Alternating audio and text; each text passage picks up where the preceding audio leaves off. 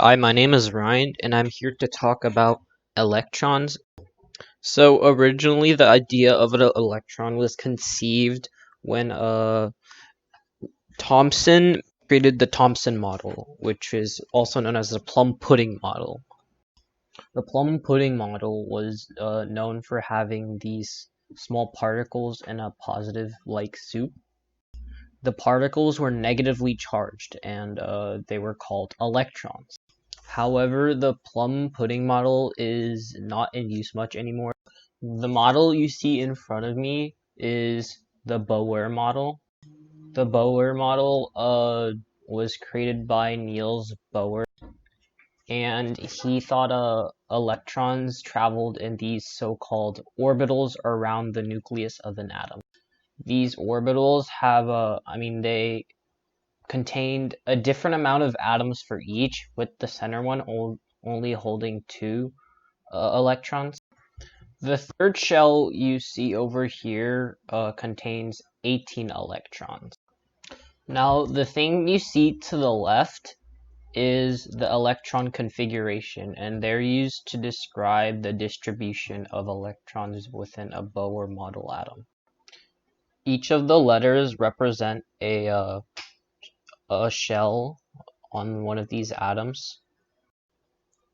So to find the electron configuration of an atom, you get the number of electrons you have, and you kind of go in a fashion like this. You go from 1s to 2s, then 2p to 3s. So you're always going diagonally from the right up to the bottom left. And you keep making this pyramid until you have the amount of electrons that you need. Here we can test out our theory on an oxygen atom. So an oxygen atom has 8 electrons, and each S holds up to 2 electrons, each P holds up to 6 electrons, and each D holds up to 10. But you really need to know only the P and the S, because that's what we're using. So since there's 8, first you go to 1s minus 2 electrons, you have 6 now. 2s, you have 4 electrons now, and then you do not have 6 electrons, but you do have 4, so you do put on the rest of the 4 on there on the 2p4 to signify that it has 4 electrons.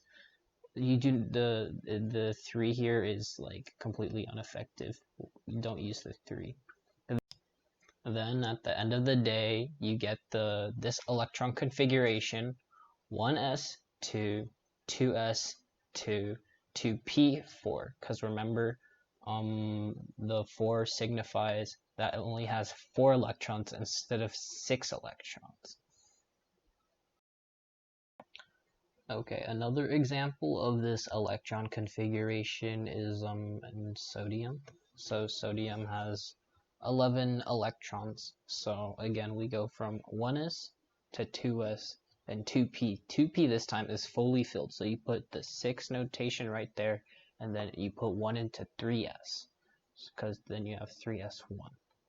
So then, yeah, the full electron configuration is 1s2, 2s2, 2p6, 3s1. The last element we are looking at for our electron configuration is the element called potassium. Potassium has 19 electrons. So let's go through the electron configuration step by step. 1s to 2s, that's a 4, so you have 15. Then you get to 2p, which holds 6, so 15 minus 6 equals 9. Then you go to 3s, 9 minus 2 is 7. And then you go to 3p, which is it holds 6. It takes 6 of the electrons, and that leaves 1 for the 4s.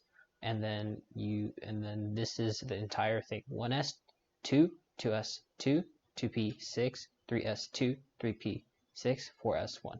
Keep in mind the 4s is not full because it did not have the second electron to make it a complete thing.